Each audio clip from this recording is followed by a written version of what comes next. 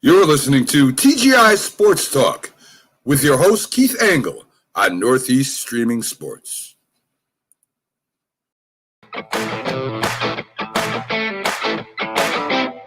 Hey guys, Keith Angle from TGI Sports Talk right here on the Northeast Streaming Sports Network. How are you today?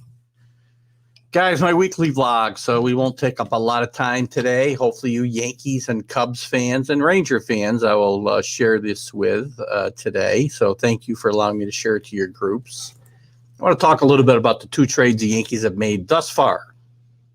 Still, at this time, 48 minutes left before the trade deadline. Looks like the Mets just made a big trade, by the way. You know about the big trade the Dodgers made for Scherzer and Turner. Some smaller trades, but the Yankees is what I want to talk about right now. And there could be another trade, and we'll talk about that at a later date. But let's talk about what they've done so far in picking up Joey Gallo from the Rangers and picking up Rizzo from the Cubs.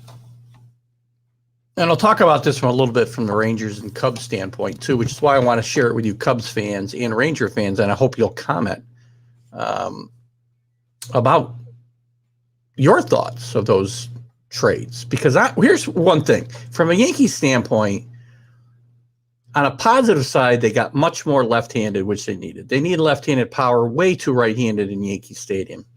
Makes no sense, Brian Cashman. Finally, you make a trade.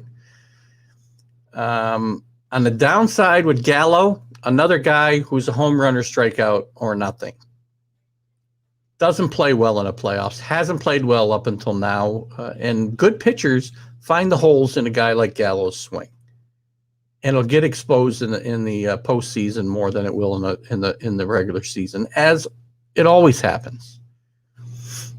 Now, to Gallo's credit, he's also made himself into a good defender. So again, the Yankees get better, get more power left-handed. Get another outfielder where their depth was severely lacking. They don't have to put Stanton in the outfield unless they're forced to play Gallo or Judge in center field.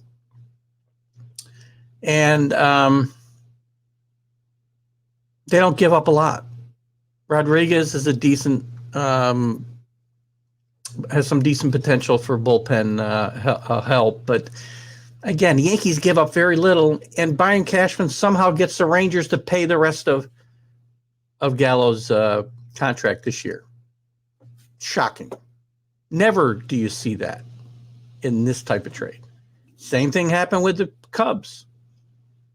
I like the Rizzo trade from the Yankees standpoint much more than I do the Gallo trade, to be honest with you. Rizzo is a Gold Glove first baseman. He's another left-handed hitter. He puts the ball in play much better than Gallo, and I think he will overall help this team more than Gallo will. And again, they give up two very marginal prospects to the Cubs.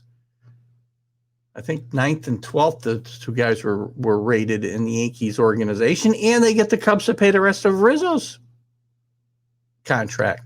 So the Yankees do not hurt their salary cap position at all, which was important to Hal Steinbrenner. And they still have $4 million to play with in the next 45 minutes today. Now, if I'm a Cubs fan, I'm thinking, what are we doing? I can't get more for Anthony Rizzo than two marginal minor leaguers, and I'm going to pay his salary the rest of the year besides. I got to believe they could have done better than that. You know, power hitters, players like Rizzo on pennant contending teams, very valuable. Very valuable. I got to believe they could have done better. Same with the Rangers. Now, Rizzo's a short-term pickup. Gallo may not be. Then the Yankees may re-sign Rizzo. I don't know. They may have interest in him. We'll see how it goes. Gallo may be a more long-term thing, but at the same time, does this improve the Yankees' chances to win the World Series? I think not. Does it improve their chances to make the playoffs? Yes, but realistically, guys, the Yankees are looking at the last wild card. They're fighting the A's. They're fighting the Mariners. And they're behind both those teams right now. I mean, they're still 5 games behind the A's in the win column. They're not going to catch. I don't see them catching the Rays or the Red Sox, even with these deals. They still have holes in the starting pitching. They still have holes in the bullpen, although they've remade the bullpen in the last couple of weeks. There's still the problem of situational hitting. There's still the problem of Torrey's defense at shortstop. And then there's Gary Sanchez. Now, maybe the Yankees aren't done. There could be another trade in the works here. I don't think you're going to see Trevor Story coming to New York. And if you did, I don't know where he's going to play. Because DJ is going to have to play second base. TJ could move into a more super utility role, I suppose, if Trevor Story came here and you move Torres back to second base. But I think something needs to happen. Torres is just, his bat is not coming around, and I think his hitting has been affected, as I've talked about many times on my show, by his move to shortstop and his ineffectiveness at shortstop and the pressure that he's under to perform there. And I do have to say that the Yankees still, as I said, could make a move later today. They're trying to move Luke Voit as we speak.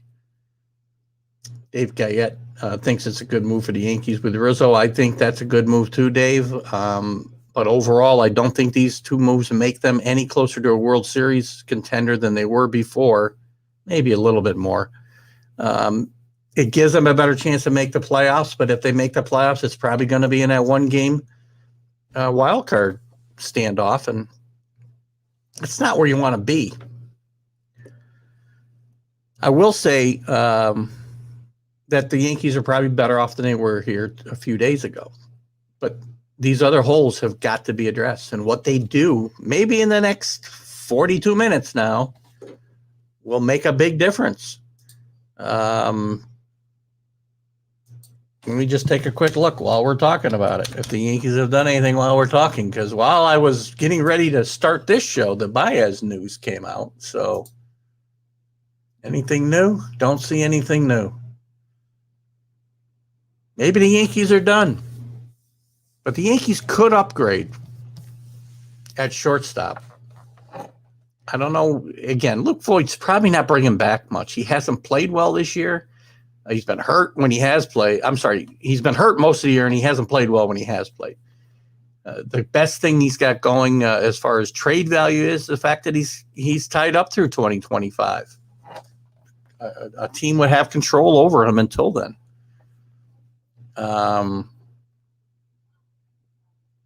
The Red Sox and the Rays. The Rays haven't really done much to. Well, I'm sorry. The Rays picked up Nelson Cruz. Great move for them. The Red Sox, who I thought weren't going to make any major moves, make a fairly major move in getting Kyle Schwarber, but he's a very streaky guy. He'll improve their team and their bench and their flexibility. But the Yankees probably did have done more than anybody in the division. But at the same time, I don't know that they've really improved their chances all that much as far as being a World Series champion. I don't normally put up these comments during my vlog, but I will, Dave Guyette. Do I think it improves Cashman's chances to stay or Boone's? Not Cashman's. I shouldn't say that. Does it improve his chances? Yes. Do I think it should improve his chances? No. Brian Cashman's, unless he makes another trade here, and again, look at the trade deadline is in 50 minutes. Sorry, 39 minutes. If I'm doing my math right. They can still make trades after this before August 31st, right? I mean, guys will pass through waivers. But the Yankees, their chance of getting somebody of impact at that point is probably not going to be very good. And if they do make a move here in the next, I'd be fine if they found a defensive shortstop who doesn't embarrass himself with the bat. And I don't know if there's anybody left. Simmons would Minnesota would be the perfect guy. But again, I don't think the Yankees are going to take on his contract. And I don't think I don't think that the Minnesota Twins are going to be looking to take Luke Voit back for him. He's a good defensive player, and he can play some offensive baseball too. That's how the Yankees should have been doing in the offseason, is looking for a guy like Simmons and moving Torres back to second base and playing DJ at first base and trading Luke Voit last summer when his value was sky high. Now it's in the toilet. I don't think they can get that much back for him. So overall, the Yankees get better. Yep, they're better. They're going to be more fun to watch with left-handed power hitters. This appeases the fans a little bit in the fact that the Yankees aren't sitting still and they aren't selling. But do I think it improves their chance to win the World Series? No. Improves their chance to maybe catch the A's and the Mariners? Maybe. But I think it's still going to be a struggle for the Yankees to get to the postseason this year. Maybe it's a start of reshaping this roster in the right way and what will be a winning baseball team again. If I'm a Cubs fan or I'm a Rangers fan today, for you guys, I commiserate with you. I don't know what your teams are doing. I've seen comments from Ranger fans saying they'd never watch their team again, that this was the last straw. To me, the epitome of it's the epitome of just giving a guy away when you get marginal prospects, and all you get is marginal prospects, and you're paying a salary for the rest of the year to a team like the Yankees. I've seen teams like the Yankees or the Red Sox or the Dodgers dump salary or dump players, but also pick up part of their salary so that they can move them to a Royals team or a Rangers or whoever it might be, but not where the Rangers are picking up Joey Gallo's. It's funny. It's weird to see the Yankees picking up guys and insisting the other team pay their salary. That shows you how serious Hal Steinbrenner is about staying under the cap. Also shows you how much we're probably stuck with Stanton, because they'll never move him unless they eat a substantial portion of that contract. They're probably not going to do it.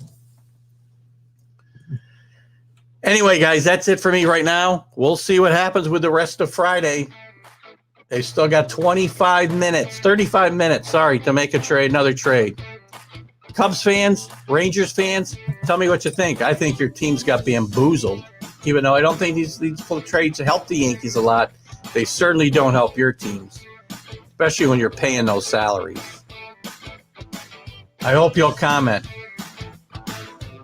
I hope you'll watch. If you're a Yankees fan, you can comment too. I'm not just looking for comments from Cubs and Rangers fans. Guys, what do you think about these trades? Are you happy? You think it makes a difference? I'm happy they made the trades because I lost nothing. But do you think we're in better shape to win a World Series with this team today than we were 2 days ago? Pitching not addressed. Catching not addressed. Shortstop not addressed. Center field not addressed. 4 big issues, guys. Dave Guyette's happy. I'm happy. Keith Engel, TGI Sports Talk, right here on Northeast Streaming Sports. Have a great day. Bye-bye.